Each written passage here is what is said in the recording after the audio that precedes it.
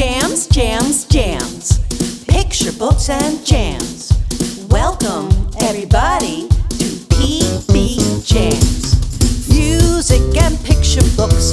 What a perfect sandwich. Squish them all together. What a yummy snack. PBJamz. Yummy books and music.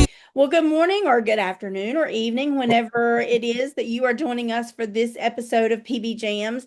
I'm so happy to honor and honored to welcome back who's become a dear friend, Moira Donohue. She's going to be joining us today to be talking about another one of her musical books. So obviously, Moira and I get along great because we both have a lot of interest in different kinds of music. So today she's going to be talking with us about Tapping Feet, which talks about how African American dancers and Irish American dancers came together to create the dance form that we know of as tap today. So, welcome, Maura. Thanks for being here. Oh, thank you, Tony, for having me. I just love talking to you. We do have a lot in common, We and do. I really appreciate you asking me to come back. Um, and I'm so excited with what you do here. I've watched videos. I've watched some of the programs now. Now that you've introduced it to me, and PBJamz is fabulous. It is fabulous. There are just so many interesting things there, so many interesting authors, and it's just so nice to find other children's authors who Yeah. love music too. And Yeah, it's very wide ranging, and I love that. I love getting to meet all the people. But I especially love it when I get to have people back, because we do kind of get to build this friendship, and I love that. I And do too. I just don't want to bore you with with any repeat information, but do not worry at all. No, not at all, because we'll have new people tuning in, and I don't mind hearing again at all. all right. So for the audience, Tapping Feet is actually how I was introduced to Maura Donohue. This is the first book of hers that I saw, and I was so intrigued by it. She and I were just talking. I had seen a Riverdance clip that had some African American guys, and of course Riverdance is Irish based, and so they were coming together and kind of doing this showdown. It was one of my favorite pieces that they ever did. And then when I saw her book Tapping Feet, I was like, oh my goodness, that reminds me of that. And then later she and I met and we connected through PBJamz, and I'm like, please tell me you'll come talk about Tapping Feet. So we are going to talk today about Tapping Feet. So, Maura, tell me about how did you get this idea to write about this dance form and these two cultures? Well, okay. I'm very, very happy because it's illustrated by Colin Bootman, who is a phenomenal artist. Phenomenal. He was like an honor Coretta Scott King honor Oh, artist at one point, and it's Raycraft book, which is also Tawny's publisher, and Raycraft does. I mean, they love to do multicultural books with they have a great sensitivity for things like that, and they produce beautiful books. they Beautiful. do. They're gorgeous. So Yeah. I was just so happy to be able to do that. And it won the 2023 Florida Book Award Bronze Medal for older children's literature. I was unfortunately not able to be there for that, but I was just so happy that it got some recognition. So that was Yeah. nice. Awesome. But I to answer the question about how I got the idea, oh dear me. There we go. Can you see a new, is Yes. there a new one? Yes. Okay. Yep. So, my brother-in-law, who is an actor and a singer, had read about a show that was being developed for Broadway that talked about how tap dancing came to be. And given that I am one, born and raised in New York, two, Irish American, and three, a tap dancer, he thought I might be interested in it. And of course, I could certainly connect to it on those levels. And so he just mentioned it to me, and it of course sparked all kinds of things for me, and I started to do some research. And when I did, I learned uh, that tap dancing was developed in the mid 1800s in this area here of New York City, which is called Paradise Square now and is kind of close to Chinatown, but was at that time called Five Points and was, not not a very upscale area. It was an area in the 1850s, which is pre-Civil War, but you had a lot of, some racial disruption at the time, and African American enslaved people were, running away from the South and heading north, and they were going to New York City, and they ended up in this area, which was overcrowded and not the greatest, but it was the only place they could find to be, and where they could hope they might not get returned as fugitives, because there was a reward out for returned slaves. Hard to imagine, but anyway, so they settled there, and at the same time, Irish Americans were coming over in droves, and this was something that I didn't fully. I mean, you know about the Civil War and things that led to it, but I didn't appreciate that the Irish Americans were coming. They were coming over because of the potato famine, which I knew about, but which a lot of Americans don't necessarily know about. So, a word or two about that is just that sometime in the late, I think it was 1849. Some kind of blight got on the ship that was headed towards Ireland, and it attacked the potatoes. Now, the Irish were not allowed to own land. They worked only for English landlords at the time, and they had to farm the land and give the crops to the English. They were allowed to keep the potatoes. When the potato blight hit the potatoes, the crops were ruined. The first year, things were very hard, but when it happened a couple more years, things were terrible. So people were literally starving to death. There were bodies on the side of the road. The people were trying to eat grass, and 1 million people or so died during the potato famine, and somewhere between 2 and 3 million people emigrated.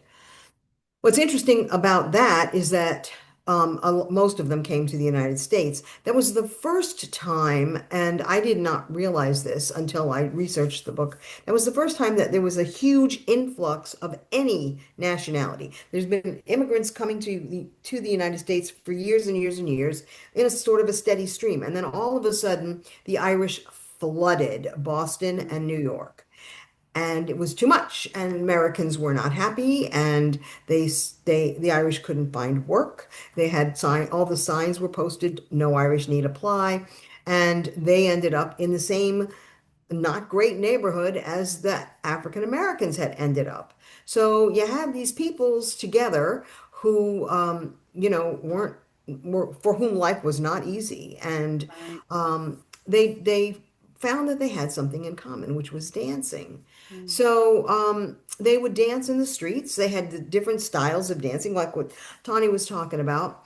The Irish was the jig primarily, the Irish jig, and the African was called juba or patting juba, which was a different style of a similar kind of dance. And the two cultures kind of like looked at each other and watched each other and borrowed from each other, and it developed. And then it suddenly got popularity when Charles Dickens, famous English author, happened to see William Henry Lane, who was probably the best tap dancer at that time, performing, and praised him as the greatest dancer ever. So all of a sudden, tap dancing was developing, and it was gaining some popularity and some recognition. And I mean, I just find that a fascinating story. It wasn't like anything where they came together and say, "Hey, let's make a new dance." It was just that it sort of developed, and they kind of competed and borrowed and so on, and from there, tap dancing continued. So, of course, I could connect to this story Mhm. very very easily. Um, so I wanted to say, not only this is sort of the heritage part, but let's see if I can do this. The dance connection part. Nice. So when I was a little kid, that's me right there. I had took ballet lessons, and I wanted tap dance lessons also, but my parents couldn't afford both, so I settled for the ballet. When I got to college, I was able to take tap dance in college, and and I loved it, loved it, loved it. But then, life happens, and so I couldn't really do anything until I got to sort of like my middle age, and my kids were, not needing as much attention, and I took up tap dancing again as a middle-aged adult, and that would be me there. And then I continued on here. These are, oh, my thing just changed. Okay. So I wanted to just sort of share pictures of my favorite tap dancing teachers because I've been taking it ever since. This was Miss Ruth Hart, who was my tap dancing teacher in college. She was a Rockette at one time, and Oh, she was an nice. amazing, amazing teacher. This is Miss Billy, who taught my tap dancing class when I was first starting out. And this is me today, still tap dancing. And this is Arlene Norman, who is my current tap dance teacher. And the book is dedicated to the three of them. But as you can see, I really love tap dancing. That's So all. I like it better than all other kinds of dance. I've tried a few little things, and but tap dancing is just it for me. And when I was talking about it to my editor, Wiley Blevins, and he's great, a really great guy. And he said, I always wanted to tap dance because I figured you got to make noise. And I said, oh, that is it. Yeah. That is the whole reason you tap dance because you make a lot of Yeah. noise. And Yeah. it's a wonderful feeling. And so Yeah. yeah, I said, you could do it, Wiley, because you get it. And that was just the best. So anyway, for me through the years, my teachers through the years, and I have really I still go to lessons. I'm not very good, but it doesn't matter. I dance. I just dance. I dance whenever, wherever. If I hear music, I dance. I don't worry about it. I I was on a cruise. There's music. I dance. People look. Right. They smile because they can tell I'm having fun Right. dancing. It doesn't really matter.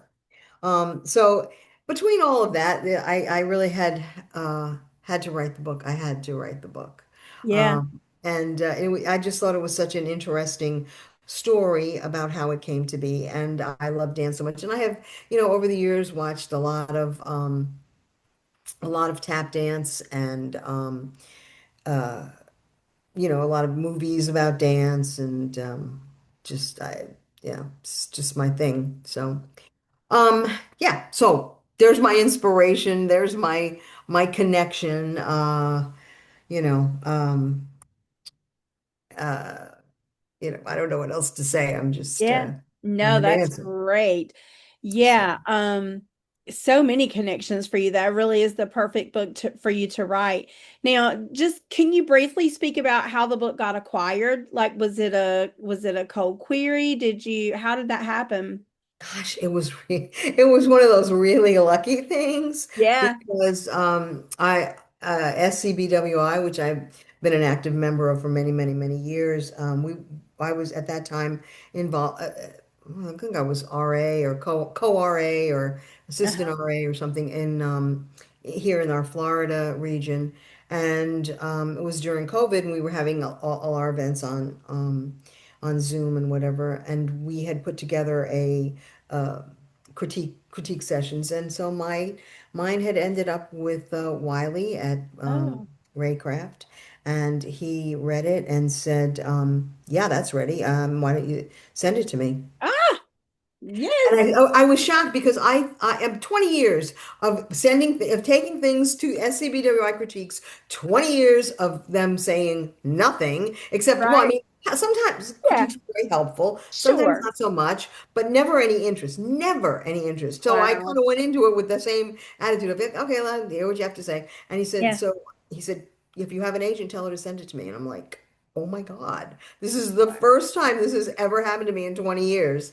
So That's she did, and they fantastic. acquired it. It took a while to get an illustrator, but it was worth it, worth the wait because Colin was just so Yeah. great and did so much research himself to identify people that he wanted to Mhm. paint into the book. But interestingly, when I was working on it, and it's something I wanted to talk a little bit more about, I I wrote it in two different ways. I wrote it in prose and I wrote it completely in poetry. And I shared it with my group, with other writers, with my agent, and everyone said the same thing. We really love the poetry, but the story gets lost. Yeah. So I said, okay, then I'll tell the story in prose, but I don't want to lose some of the poetry. So I put it in as sidebar enhancement. I don't even know that it has a name. I just threw it in there because some Yeah. of it I thought was worth doing. So, Yeah. and so I did want to talk. Can we Yeah, talk? I'm glad you brought that up because that was one of the things that I had noticed and wanted to ask how that format, that structure came about. Because for those of you who haven't seen the book, so there is the story in prose, but then it's like punctuated with these little, typically what, three or four lines. Yes, well, yeah, yeah. And actually, let me talk about that because I Yeah. really do want. This is what I want to share. Yes. So, I feel like if you are writing about music, you have to include sound. And I think I talked about this when we talked about the Chick Webb book that I used a ton of onomatopoeia because he was a drummer and you just had to have that sound. Yeah. But if you're writing about dance, you absolutely have to have rhythm. Yeah. So I chose my favorite step. My favorite step is a soft shoe, and I'm going to show you the video of that shortly. But it's a soft shoe, which has a very distinct one and two, three and four, five and six and seven and eight. Okay. Uh-huh. And that's my favorite step. So all of the rhymes except for one, all of them are done in that exact rhythm. Hmm. So it's Jack is tough, toe heel scuff, Irish Jack's got apps enough. That's a soft shoe. And I also threw in a whole bunch of names of steps. This is actually was I was just I don't know that anybody else likes it as much as I do, but this is probably my favorite thing that I've ever written, where all of these little rhymes.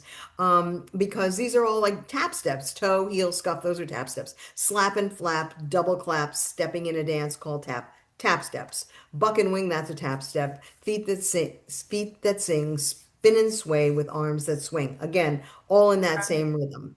Yeah. But then as in all tap dance, there's a break.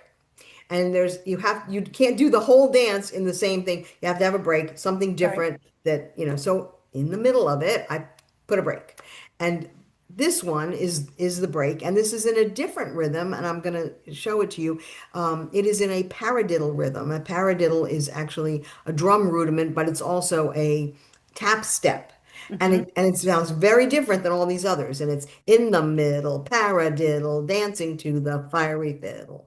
Hmm. And so that's the break. And all the rest are go back to the soft shoe. So I don't know. I loved writing it. I loved, putting in the rhyme, putting in the rhythm of the steps, putting in the names of the steps. It just I don't know. I just really enjoyed doing that. And I really wanted to share that because I don't know that everybody really notices it. You did, but I don't know that others do. But it was just very important to me to be able to do that. And tap dance does have a lot of I guess ballet does too, but tap dance has a lot of steps and a lot of named motions too. So Right. more so I think than other dances, and so I really felt that was important to include there. Yeah, I love that. And so I did notice, but I didn't have the dance knowledge to put with that that you just shared with us. And so that's so cool to know why these are different and how they came to be, and that you've done that work of saying, I want to put that specific rhythm, like there's a purpose for that. And I love, one thing I love about shows like this is that we get a little peek inside the mind of an author or an illustrator or a musician to say, I mean, we can see what you did, but the knowing why you did it, sometimes that is just so cool. And I love knowing why you did it this way. That's awesome. Yeah, thank you. Yeah. Yeah. And you can see how I use these rhymes when I tried to tell the story, but it just wasn't enough. Yeah. And the fact that everybody's, everyone that read it, whose opinions I respect, all said the same thing. Yeah. And I was like, yeah, it's the story. You can't tell the story with just this, but I'm Uh-huh. not going to lose it either. So, and of course, that's, I think, something, Tawny, I'm sure you feel that way too. I know I tell my writers group and they tell me, and we do the same thing. Try things in different ways. I mean, sometimes something's working in first person or something's not working in first. So try it in third person or try it in Right. second person. Sometimes, there's so many different things where I've redone a whole manuscript to change it, rhyme, rhythm, whatever, Yeah. or just a whole lot of different things that you can try. You have to like not be afraid to just try something new. And sometimes you're like, oh my gosh, that's what it needs. And Yeah. somebody's like, yeah, no, Yeah. that's not gonna work. Yeah. Yeah. Yeah. But I think when I first started writing and people would say that I was afraid to do that, it was like, oh no, I can't change it like that much, you Right. know? And then I realized, yeah, yeah, you can, and sometimes you have to. Yeah. And now I'm very open to doing things like that when people suggest, try doing the whole thing this way or that way. And I'm Yeah. like, oh yeah, I'll try it. Because you just never know what might work. I know my friend Rob Sanders, who's written some wonderful, wonderful children's books. And he tends to go into it with a vision of how he wants to tell the story. Mhm. And he's got that ability to know in advance how he wants to tell the story. And I admire it so much because he seems to know what is the best way to tell any particular story. Mhm. He's done things like alphabet books for and he's done things like books that are told from the perspective of a building, and he's done things that are done like in a call and answer kind of thing. He seems to have a second sense for that, Mhm. but I don't. And I really admire him, but I don't. But I know enough now to say, well, okay, if you don't have that, try a bunch of different things Yeah. and, don't limit yourself to a particular way to tell the story because you might be surprised. I think And I that's one of thought, the things that really separates beginning authors from more seasoned authors. I think in the beginning, we feel like our words are very precious, and our time is very precious, and there's so much we want to do. And I think over time, we begin to realize that those experiments are where the magic happens. yes. Yeah. That is so true. That Yeah. is so true. And yeah, you kind of resist it when you're Yeah. starting out. And then as you get further along, you realize, oh no, no, that's exactly what I needed to hear. Try Right. something, try it this way, try it that way. And And I guess too, more the thing is too that I guess you get more experience, and more things to try too, I think, as you get more experience also, right? Like in the beginning, you don't know. You just put stuff on paper and that's all you know. But as you gain more experience and you attend classes and webinars and you meet other writers and authors and how they're doing things, and you're like, oh, well, that's kind of cool. Maybe I could try that with this. And so over time, I think it really develops for a few reasons, but I think in the beginning it's really hard. And then later we do realize that, oh, I see how that can really make a big difference in my I manuscript. think that's very true. And I look back and I think, I wonder if there were some stories that I could never really get interest in that Yeah, had I known then to try it this way or that right. way, might have been, might have worked. But yeah, so I think that's great. And I totally appreciate that. And I see that in because, I have a critique group as most Yeah. of us do. And, when somebody will bring something that they tried a totally different way and you'll be like, oh yeah. Oh my God. Totally answers the problem. So Yeah. Well, and I love that this one you tried it in prose and you tried it in rhyme, and then you're like, well, this isn't working, but this isn't fully working, so let me put them together. So, but if you hadn't done it both of those ways, you wouldn't have come to this. Like you had to do it this way, you had to do it this way, but then the magic happened when you combined, which is really, I mean, can I just take it up a notch and say that for this particular story, that's like super duper appropriate, right? Because it's the same thing that happened with the dance, right? So you have this dance and you have this dance, but let's take the best of both of those and put it together. Yeah. And here's a new form of dance that develops and then grows from that. And the same thing happened with your manuscript. So I think it's just especially Didn't appropriate. even think about that. I didn't even think about that, Tony. That's great. Thank you. Yeah. I appreciate that. Yeah. Yeah. Yeah. So, yeah, very interesting. I thought maybe, and we could talk a little bit about writing in rhyme since I've Yeah. broached it here. Go And for it. Sure. okay, so I did have one more screen. Whoops, no. Oh, no. Okay. Before we talk about it, let me Right. see if this works. Yeah. I wanted to show you the soft shoe rhythm since we had talked about it. And Yes, of course. if this works, you'll see a little dance. If not, tell me. But here is my group doing a little recital called to a song called The Old Soft Shoe. Can you see it? Yes, I'm seeing it. Okay, I'm only going to show you a couple of seconds of it, but it'll give you a sense.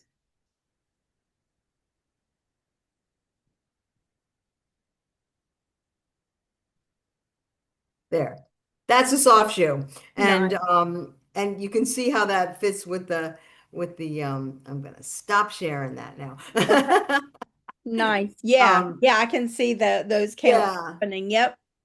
Yeah, we learned we my teacher choreographed that and we did it at the book launch. That's Oh, nothing. nice. I love it. Yeah. Yeah, that's cool.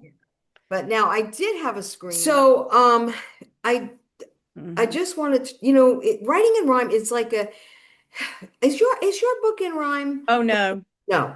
Oh no. Um, I mean, it's such a weird thing because children love rhyme. They do.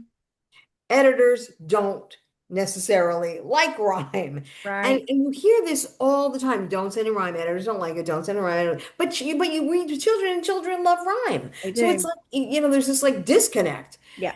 I've talked to a number of people, and had my own experiences over time. I've talked to other people over time, and I'm sure there are a lot of factors that go into it. But I thought I would mention a couple of factors that I have come across.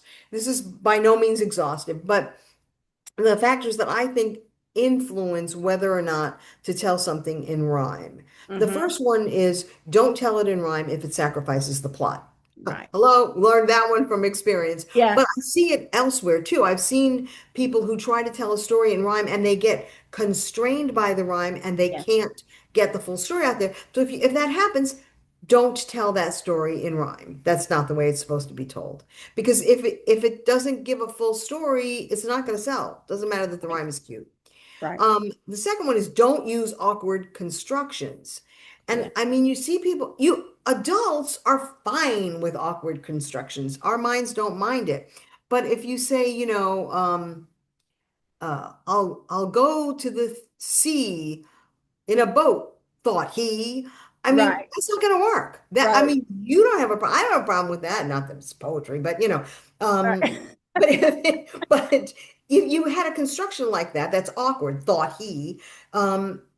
Kids don't get that. You can't switch the words around and think that their little brains are going to switch they're just learning the language. So you can't use awkward constructions. You can use, like, I think you can use somewhat a little bit of near rhyme now and then, a little bit if it's pretty close, but you can't flip it and make it odd. But I think the biggest thing is the stressed and unstressed for me. There are many other things, and I'm not a poetry expert. I didn't study poetry, but I do think that for children, the most important thing is that the stresses are absolutely consistent. Yeah. It was very easy for me in doing it in the tap book because I used that this offshoe step, and I had to just match it. I did have one, and I do want to just share this with you. I had one rhyme in there that my agent called me on, and this is, I'll read it to you as it should be read. It's dancing man George Cohan owning Broadway is his plan. And my agent said, no, that you have to redo that one, Maura. And I said, why? And she, oh, shh. And I said, she said, because the stress is off. It's George Cohen. And I said, yeah, but it's not George Cohen. It's George Cohan because it's Irish and that's the way it's pronounced. And she's like, oh, I never knew that. I said, so that one actually does work. Had it been Cohen, it wouldn't work. Dancing Man Right. George Cohen is not going to work. But it did, and she just didn't know that that's how his name was pronounced. So, um, Interesting. Yeah, I did notice yeah, that one and I did wonder about that. yeah, it's George But I Cohan. just wondered, I'm like, I wonder how his name is pronounced. Yeah. Yeah. So it And does. being Irish, Irish American, I Yeah. knew that, names like Ferran, Moran, Haran, that's how they're pronounced. So it Very worked. cool. But yeah, she called me on that one. I said, that's Yeah. okay. Yeah. But so I did a little bit of research because as I was thinking about it, I kind of got intrigued and I thought, well, what you have to do, and in fact, somebody in my critique group was writing in rhyme, and I thought you have to go back and you have to do a stress. I don't know what you call it, but you have to scan it, I think is what you call it, scan the meter to Right. make sure that Scansion. the Yeah. stresses and stressed and unstressed syllables work. Because if they don't, kids will catch it. It won't flow to their ear. So I thought, well, here's a couple. Not by any means exhaustive, but some of the more common ones I came Right. across. One is, Yep. iambic, which Hmm. is Shakespeare, but which is unstressed, stressed, unstressed, stressed. So it's to be or not to be, that scans. And there's this trochaic, which is the reverse, which is Right. stressed, unstressed. So there's llama, llama, red pajama. And that works perfectly. I mean, that you can see how the stress is. And then Yeah. there's anapestic, which I think is actually one of my favorites. I didn't know it had a name, but it's the two unstressed and a stress. So it's 'twas the night before Christmas went all through the house, and those all scan perfectly. And so kids love them. But if you have something that doesn't, to a kid, it's not going to work. And it's supposed to be read, most of these books are read aloud. Right. So they do Right. have to. So I don't know. As I say, I'm not a poet. But I think all children's writers write poetry from time to time. There's just Yeah. no real way not to find yourself doing that. Yeah. But my experience with it is that the biggest problems are, the plot, the awkward Yeah. constructions, and the messed up stresses.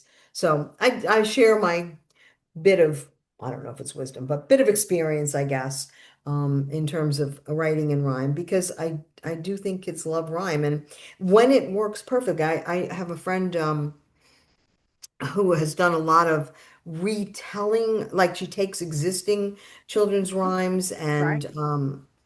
and changes them up, and she sells them very easily because it's tried and true rhymes, and she knows how to do it. So her name is Kim Norman, and it really works. Oh, So yeah. if you can do it right, the kids love it. So Yeah. So, yeah. yeah, I would agree with everything that I've heard, would 100% agree with that. The plot, the awkward construction, and the stresses. And I think a lot of times people get confused and they want to count syllables instead of stresses. Oh yeah, And so it's not necessarily about the syllables, it is about where does the stress fall. And I'm not an expert either. So this yeah. is, just take it for what it's worth. This is our very unprofessional opinion about this. Yeah. But I do feel pretty confident about those very basic things that we're sharing Yeah, today. yeah. So that's There good. may be lots of others, but I know Yeah. I have something that I wrote in rhyme that is out on submission now. So I guess we'll see. We'll see if Yeah, I'm sure it's great. It sounds like um you've got the yeah, basics down pat. yeah, we'll Awesome. see. Anyway, so let me stop sharing. There we go. So we've talked about the inspiration. We've covered a lot of the music content already. Was there anything else musically that you wanted to touch on before we move to the last couple things? Yeah. No, Perfect. So, and then we have this lovely little mini lesson in rhyme, which I love. I think that'll be so helpful for our audience. Okay, And good. I just want to know, is there one thing that when people read this book or when they share it with kids, what is one thing that you think, gosh, I hope they don't miss that. I hope they get this one important thing. What would that be? Well, can I have two? Of course. Okay, so one of them, the main one really um, is just that you should dance. You Mm. should dance. I guess that's just what. Oh my goodness, I'm sorry. I have a puppy who just woke up from his nap. He's fine. And I think for me, this book is about people who love to dance. And then that's how TAP started because people who were down and out and, so, and were suffering. I mean, and life was not going well, but they danced. And Right. so if you like to dance, you should dance. That's what this story is, just about dancing, however you dance. And as I say, I dance all the time. I don't dance well, but I don't care. Right. And so my feeling is just that you should always dance, no matter how old or young you are, or how good or bad you are, where you are, whether people laugh or whatever. It doesn't really matter. I Yeah. mean, if it brings you joy, and I think dancing brings a lot of people joy. I know it brings me joy. I was always going to try and dance for you, but then I decided it was going to be too hard to do it. But I mean, just dance. It's. I mean, look at how it brought people together, at Yeah. least for a moment, and it resulted in a what I consider the most wonderful kind of dance. So that's my takeaway. But the second takeaway is tomorrow is National Tap Dance Day, and Yay! I was going to show you this. There we go. It Yes. is May 25th is Bill Bojangle Robinson's birthday, and that is tomorrow. It has been nationally recognized, and you should celebrate it with a tap dance because I will. Love it. And I hope others do the same. Bill Bojangles Robinson, I do mention him in the book. Yeah. He is you know, he brought it to people because he danced with Shirley Temple in the old movies in the 30s, and they were such a great match. But it also was seen by everybody because the movies were so big in the 30s during the Depression and everything. So he got tap dance the exposure that no one else had been able to get it, and he also changed tap dance by taking it up onto his toes, Right. where before it was always done flat-footed. Still, there are certain types of tap dance and types of tap dancers who do it flat-footed, but he changed it, and that made a big difference. You could make more sounds if you stayed up on your toes when you um, so that you could do heel drops and stuff. So anyway, I think it was wonderful that they recognized tap dance and they recognized it with him. So that's my other takeaway. May 25th, National Tap Dance Day. Love it. And Love it. and then I just think you should dance. Yeah. Love that. Love it. Great takeaways for sure. So the last thing that I want to chat with you before we close out is what's happening, what's coming, where are you going to be, or what books are coming out, or anything that you want to share about next steps for you. Well, oh yeah, I did have a slide for that. I don't know. I don't seem to be doing the best here, but let me You are doing see great. if I can show you this. Yeah, there's me. Okay, so I do have this book about blues music that came out last summer, and then last fall I had this book totally unrelated to music. Sorry, it's dinosaurs. Oh, it's But fine. how cool are dinosaurs? I They learned are so so cool. I love them. But I do have coming out this summer. I think it comes out in August or September. And it's not about dancing, but I just wanted to mention it because I was so intrigued by this notion of the immigrants coming over in the 1850s, the Irish immigrants, and I knew about the potato famine, and I Right. knew that the Irish came over them, but I didn't know that that was the first big wave of any one particular Right. and that was fascinating to me. So I had this book coming out about European immigration into the United States, and I learned so much about it. And I don't have a picture of the cover yet, but I learned so much about it that I had no idea how there were waves and who was met with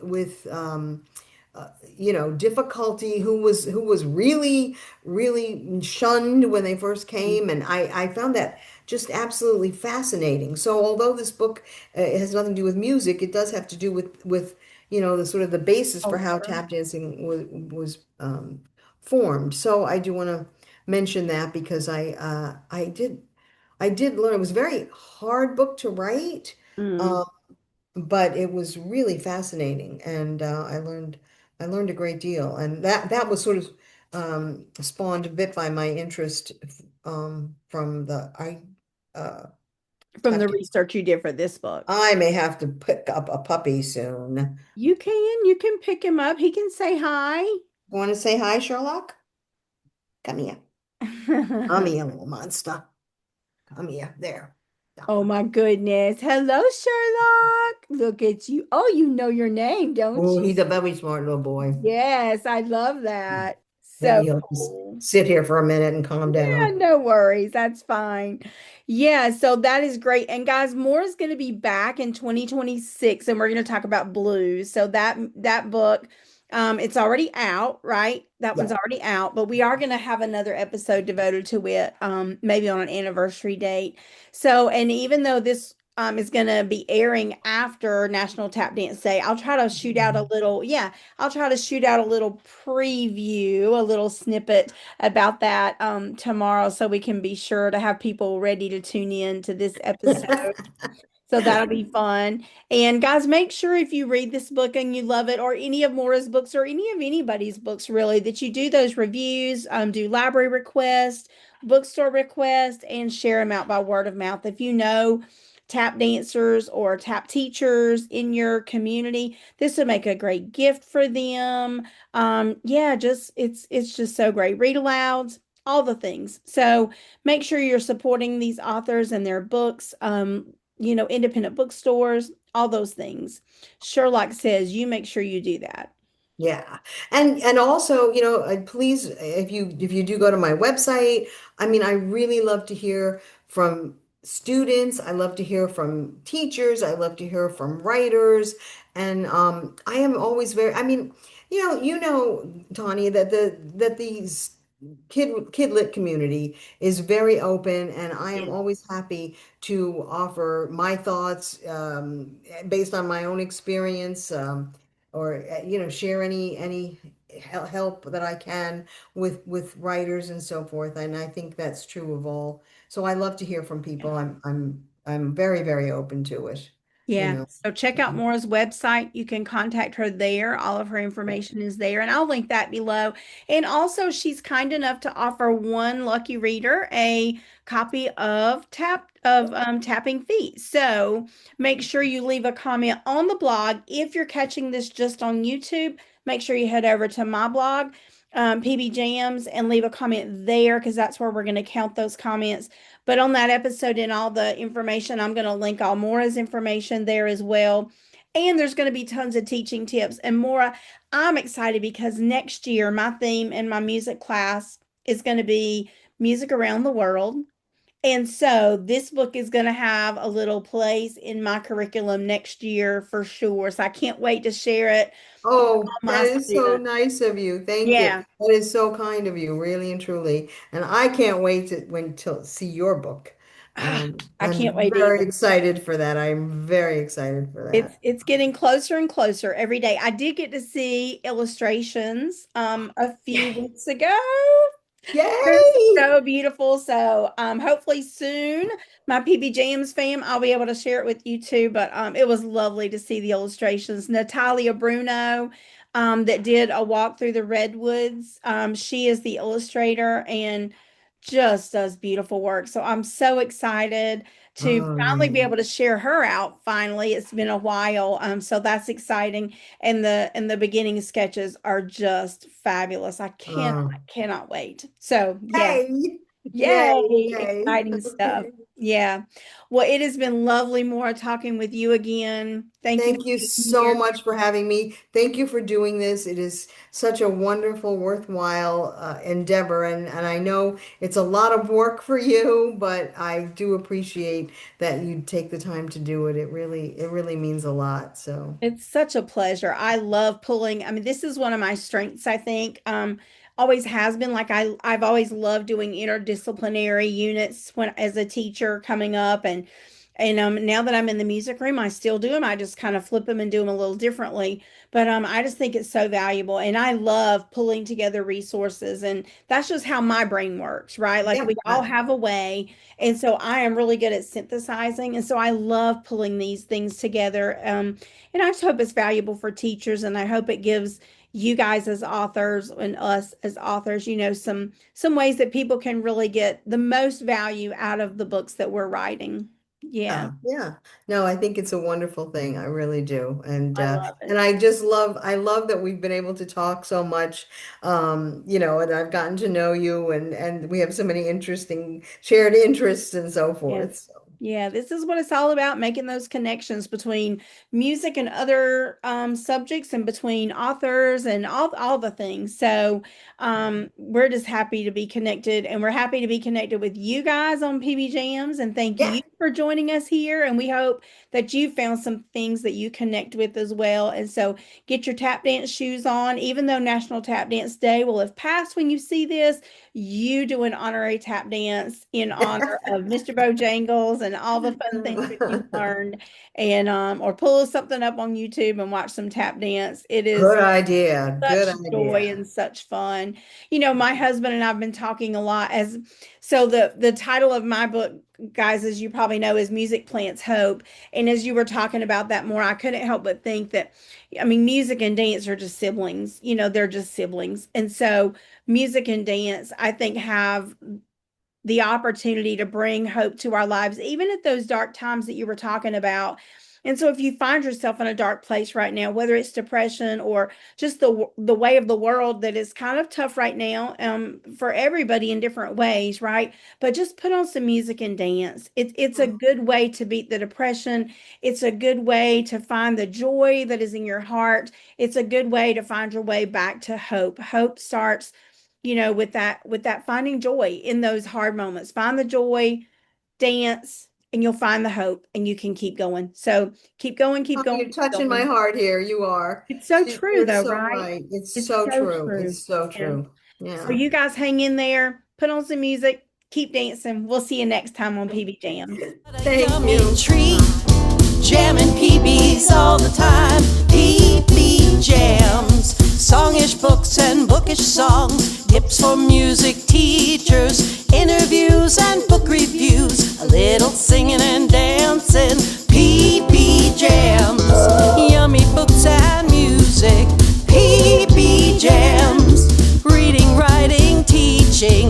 PB Jams. What a yummy treat. Jamming PBs all the time. PB Jams. Jams, jams, jams. Picture books and jams. We'll see you next time for